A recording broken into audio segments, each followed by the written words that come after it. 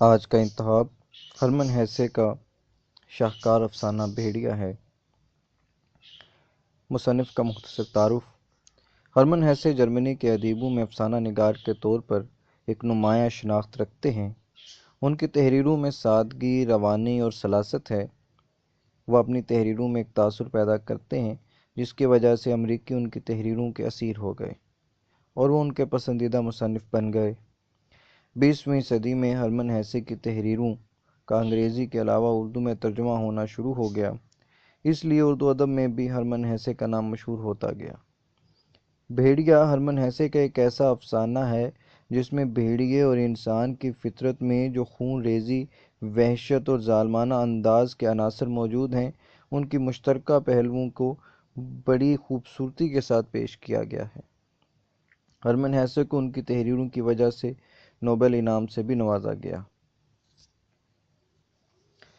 اس سے پہلے کبھی فرانسیسی پہاڑوں پر اتنی شدید سردی نہیں پڑی تھی اور موسم سرما بھی اتنا طویل نہیں ہوا تھا۔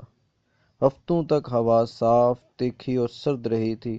دن کے وقت عظیم الشان ڈھلوانی برفانی میدان مٹیالے سفید اور تاحد نگاہ پھیلے نظر آتے تھے۔ رات کو ان پر سے چھوٹا، شفاف، ناراض اور سرد مہر چاند گزرتا تھا۔ برف پر اس کے پیل گوں روشنی مدھم نیلی ہو کر چمکتی تھی، جو بذات خود سردی کا جوہر لیے ہوتی تھی۔ خاص طور پر پہاڑوں کو جانے والی اونچی سڑکیں اور پگڈنڈیاں سنسان ہو گئی تھیں۔ لوگ بستیوں میں اپنے اپنے گھروں میں کاہلی سے پڑے بڑبڑاتے رہتے تھے۔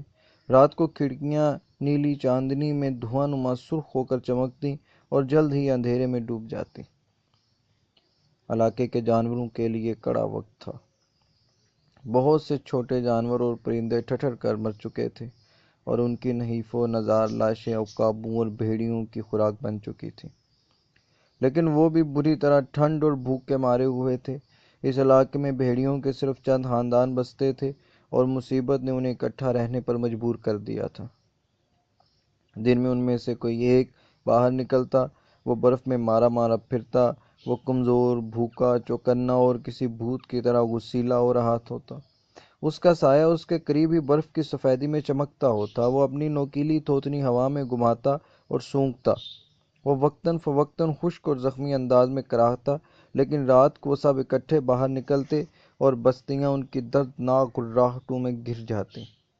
مویشیوں اور مرغیوں کو احتیاط سے بند کیا ہوتا تھا اور کبھی ہیکل کندھوں پر بندوقیں تیار ہوتی تھیں۔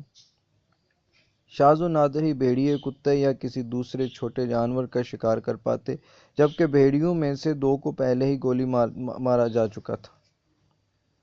سردی کا موسم جاری رہا۔ اکثر بھیڑیے گرمی حاصل کرنے کے لیے ایک دوسرے میں گھسٹ جاتے اور انڈے سینے والی مرغیوں کی طرح پڑے اپنے ارد گرد پھیلے مردہ علاقے کے سناٹے کو خوف میں ڈوبے اس وقت تک سنتے رہتے جب تک کہ ان میں سے کوئی بھوک سے بلبلا کر اچانک ہی اوپر کو نہ اچھلتا اور دہشت ناک انداز میں دھاڑنے لگتا۔ تب وہ سارے اپنی تھوتنیاں اس کی طرف موڑتے، خوف سے کانپنے لگتے اور سب مل کر وحشت ناک، ڈرا دینے والی اور اداسی بھری چیخیں مارنے لگتے۔ بالآخر ان میں سے ایک چھوٹے گروہ نے وہاں سے کوچ کرنے کا فیصلہ کر لیا۔ علل-صبح انہوں نے اپنے بھٹ چھوڑ دیے اور جمع ہو کر تشویش اور برانگیختگی سے منجمد ہوا میں سونگھنے لگے۔ پھر وہ تیز تیز اور قدرے اچھلتے ہوئے چلنے لگے۔ پیچھے رہ جانے والوں نے ان کو عقب سے اپنی چمکتی ہوئی کھلی آنکھوں سے دیکھا۔ ان کے پیچھے چند قدم چلے، رکے اور کچھ دیر ہچکچاہٹ کے عالم میں کھڑے رہے۔ پھر وہ آہستہ آہستہ چلتے ہوئے اپنے حالی بٹوں میں چلے گئے۔ دوپہر کے وقت مسافروں کا گروہ 2 میں تقسیم ہو گیا۔ 3 بھیڑیوں نے سوئس جیوارا کی طرف جانے والی مشرقی سمت پکڑ لی، جبکہ دوسری نے جنوبی سمت میں سفر جاری رکھا۔ وہ تینوں مضبوط، کاٹھی کے لیکن خوفناک حد تک لاغر تھے۔ ان کے ہلکے رنگ کے اندر کو دھنسے ہوئے پیٹ فیتوں کی طرح کم چوڑے تھے۔ ان کی پسلیاں ترخم کی حد تک ان کے سینوں پر نمایاں تھیں۔ ان کے منہ خشک اور آنکھیں باہر کو ابلی ہوئی اور مایوسی کا منظر تھی۔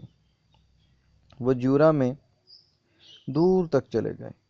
اگلے روز انہوں نے ایک بھیڑ اور اس سے اگلے روز ایک کتے اور پھر اگلے روز ایک بچھیری کو مار ڈالا۔ اشتعال میں آئے ہوئے دیہاتیوں نے ان کا شکار شروع کر دیا۔ علاقے کے دیہاتوں اور قصبوں میں نامعلوم مداخلت کا مداخلت کاروں کا خوف پھیل گیا۔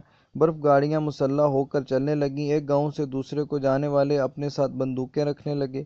ایسی احتیاطوں کے بعد تینوں بھیڑیوں نے فوراً ہی اس اجنبی علاقے میں مقابلے اور غیر یقینی کے ماحول کو محسوس کر لیا۔ جتنی اپنے علاقے میں وہ جان خطرے میں ڈالتے تھے، انہوں نے اس سے زیادہ خطرہ مول لیتے ہوئے مویشیوں کے ایک باڑے کو دن دہاڑے توڑ ڈالا۔ چھوٹی سی گرم عمارت گایوں کے ڈکرانے، لکڑی کی پھٹیوں کے ٹوٹنے، پیروں کے پٹکے جانے اور بھیڑیوں کی گرم اور بھوکی سانسوں کی آوازوں سے بھر گئی تھی۔ لیکن اس بار لوگ پہنچ گئے۔ بھیڑیوں کو مزہ چکھایا گیا، جس سے کسانوں کے حوصلے دو گنے ہو گئے۔ انہوں نے ایک کو گردن میں گولی مار کر ہلاک کیا اور دوسرے کو کلہاڑے سے ذبح کر دیا۔ تیسرا بھاگ نکلا اور اس وقت تک دوڑتا رہا جب تک کہ ادموا ہو کر برف پر گر نہ پڑا۔ وہ بھیڑیوں میں نوجوان اور سب سے زیادہ خوبصورت تھا۔ اس کا سینہ قابل فخر مضبوط اور دیدہ زیب تھا۔ وہ بہت دیر پڑا ہانپتا رہا۔ خون جیسے سرخ دائرے جس کی نظروں کے سامنے چکرا رہے تھے۔ کبھی کبھار اس کے منہ سے دردناک اور تکلیف بھری کراہ نکل جاتی تھی۔ تاک کر زور سے نشانہ لگایا ہوا ایک کلہاڑا اس کی کمر سے ٹکرایا تھا، لیکن وہ اپنے آپ کو سنبھال کر اٹھ کھڑا ہوا تھا۔ صرف اسی وقت اس نے دیکھا کہ وہ کتنی دور تک دوڑا تھا، بہت دور تک کہ جہاں بندہ نہ بندے کی ذات تھی۔ اس کے سامنے برف سے ڈھکا ہوا عظیم الشان چیسرل کا پہاڑ تھا۔ اس نے اس کے گرد سے گھوم کر جانے کا فیصلہ کیا۔ سخت پیاس کے عالم میں اس نے سخت جمی ہوئی برف کی سطح پر چند منہ مارے۔ پہاڑ کی دوسری طرف اس نے ایک گاؤں دیکھا۔ رات ہو رہی تھی۔ وہ انتظار کرنے کے لیے صنوبر کے درختوں کے جھنڈ میں ٹھہر گیا۔ پھر اس نے چوکنے پن سے باغ کے جنگلوں کے پاس سے ہوتے ہوئے مویشیوں کے گرم باڑوں کی بو کا تعاقب کیا۔ گلی میں کوئی نہیں تھا۔ اس نے خوفزدہ انداز میں ندیدے پن سے گھروں کے بیچ جھانکا۔ گولی داغی ہو گئی۔ اس نے اپنا سر واپس کھینچا اور بھاگنے کو ہی تھا کہ دوسری گولی چلائی گئی۔ اس کے سفید پیٹ کی ایک سمت خون سے لت پت ہو گئی۔ خون بڑے قطروں کی صورت میں نیچے گرنے لگا۔ زخمی ہونے کے باوجود وہ جیسے دوڑتا ہوا جنگل سے بھرے پہاڑ تک پہنچنے میں کامیاب ہو گیا۔ وہاں ٹھہر کر وہ ایک لمحے کے لیے سماعت برگوش ہوا۔ اس نے دور سے آتی ہوئی آوازیں اور قدموں کی چاپیں سنی۔ اس کے اندر خوف بھر گیا۔ اس نے پہاڑ کے اوپر کی جانب دیکھا۔ راستہ ڈھلوانی درختوں سے اٹا ہوا اور چڑھائی مشکل تھی، لیکن اس کے پاس کوئی دوسرا راستہ بھی نہیں تھا۔ ہانپتے ہوئے اس نے ڈھلوان سطح پر چڑھنا شروع کیا۔ اس کے پیچھے نیچے سے آتا ہوا لان تان کا طوفان، احکامات اور لالٹینوں کی روشنیاں پہاڑ سے ٹکرا رہی تھیں۔ خوف سے کانپتے ہوئے زخمی بھیڑیا نیم روشنی میں درختوں سے ہوتا ہوا اوپر چڑھتا گیا اور قطعی خون اس کے پہلو سے آہستہ آہستہ ٹپکتا رہا۔ سردی بڑھ گئی تھی۔ مغرب میں آسمان کوہرا آلود ہو کر برف گرنے کا اشارہ دے رہا تھا۔ آخر کار نکلتی ہوئی جان کے ساتھ وہ پہاڑ کی چوٹی پر پہنچ ہی گیا۔ وہ بڑے اور قدرے نیچے کی طرف ترچھے برف کے میدان کے کنارے پر تھا، جو مونٹ کروسن سے زیادہ دور نہیں تھا اور اس گاؤں سے بہت اونچا تھا جہاں سے وہ جان بچا کر بھاگا تھا۔ اسے بھوک محسوس نہیں ہو رہی تھی، لیکن اس کے زخم میں مسلسل تکلیف دہ درد ہو رہا تھا۔ اس کے مضمحل جبڑوں سے کمزور اور بیمار کراہ نکلی۔ اس کے دل کی دھڑکن بھاری اور درد انگیز ہو رہی تھی، اور دل پر موت کا ہاتھ وزنی شے کی طرح رکھا ہوا تھا۔ شاخیں پھیلائے ہوئے صنوبر کے ایک تنہا درخت نے اسے پناہ دی۔ وہ اس کے نیچے بیٹھ گیا اور لاچاری سے برفیلی اندھیری رات میں گھورنے لگا۔ جو ہی آدھ گھنٹہ گزر گیا، پھر سرخ رنگ کی عجیب سی مدھم روشنی برف پر گری۔ کراہتے ہوئے وہ کھڑا ہوا اور اس نے اپنا خوبصورت سر روشنی کی طرف گھمایا۔ بڑا اور لہو جیسا سرخ چاند جنوب مشرق سے طلوع ہو کر آہستہ آہستہ کوہر زدہ آسمان پر اوپر کی سمت سفر کر رہا تھا۔ بہت سے ہفتوں سے تو چاند اتنا بڑا اور سرخ نہیں تھا۔ مرتے ہوئے بھیڑیے کی آنکھیں افسوسناک انداز میں دھندلی ٹکیا سے چمٹ کر رہ گئیں۔ ایک بار پھر ہلکی